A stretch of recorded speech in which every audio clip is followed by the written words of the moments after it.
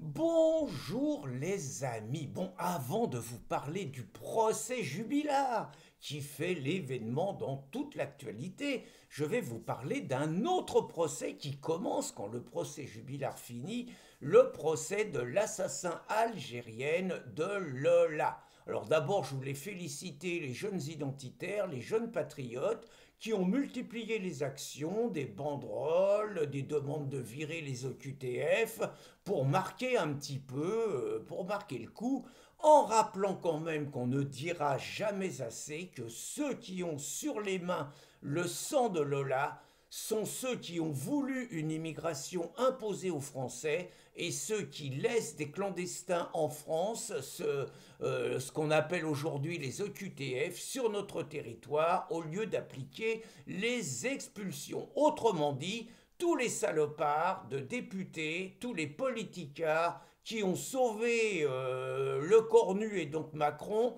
par un vote de magouilleur hier à l'Assemblée nationale. Il fallait que cela soit dit.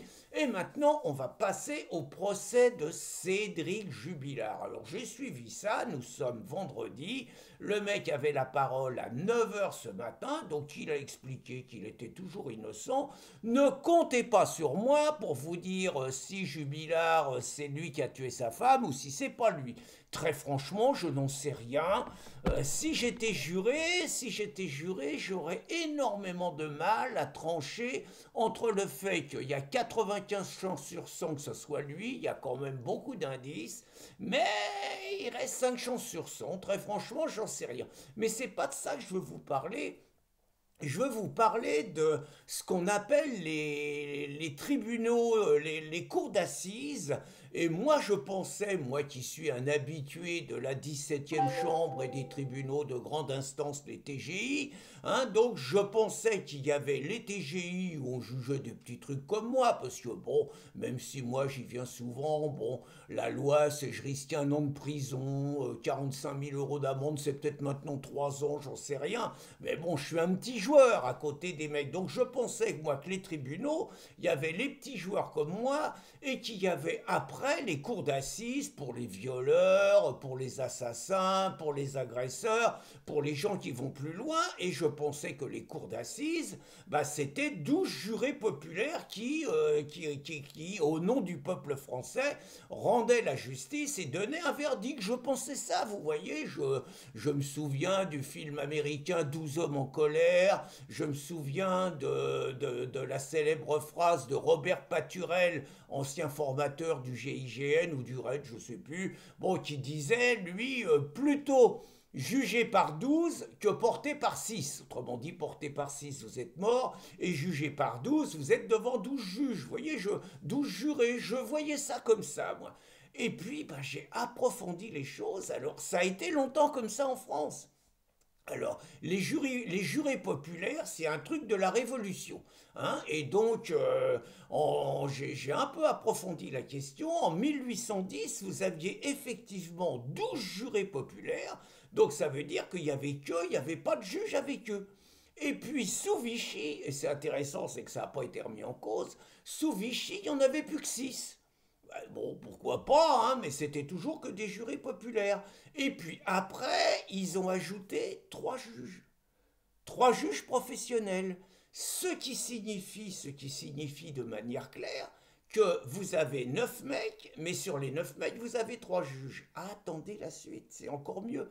Et puis, à partir des années 2023, ils ont décidé que ceux qui ne risquaient qu'entre 15 ans et 20 ans de prison, il n'y avait plus de jurés. Et ils ont fait des cours criminelles départementales. Et tenez-vous bien, c'est 50% des affaires en moins. Et tenez-vous bien, dans les cours criminelles départementales, vous avez que 5 juges professionnels. Autrement dit, toutes les affaires qui ne vont pas plus loin de 20 ans, par exemple, je crois que c'était l'affaire Pellico, je crois, ben là, il n'y avait pas de jurés, c'était des juges professionnels, voilà. Les mecs, ils ont mangé lourd, hein.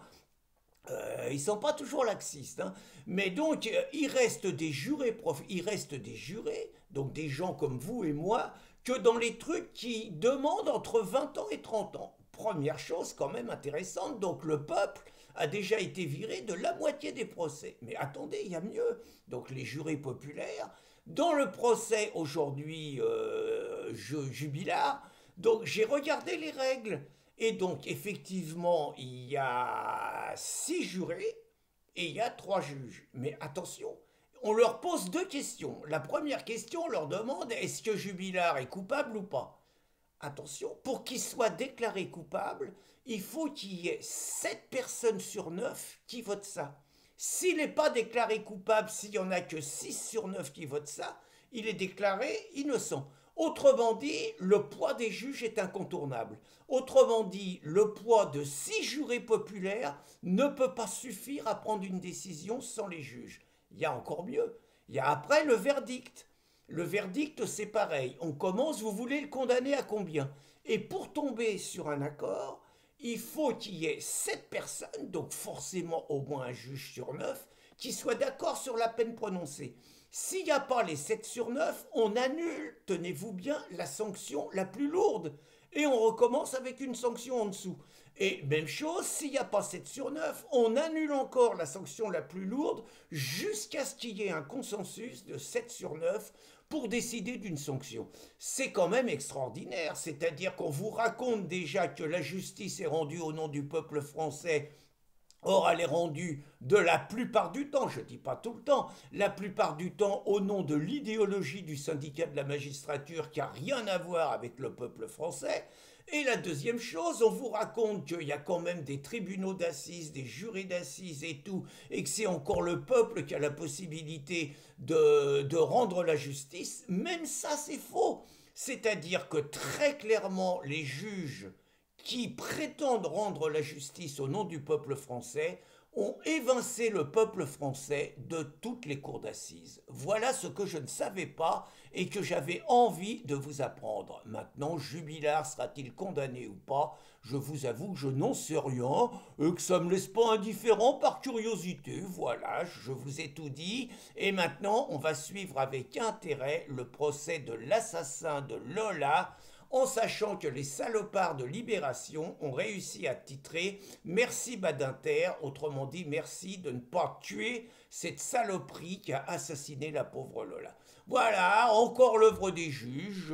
J'avais envie aujourd'hui de vous parler de ces 2 procès et bonne journée les amis.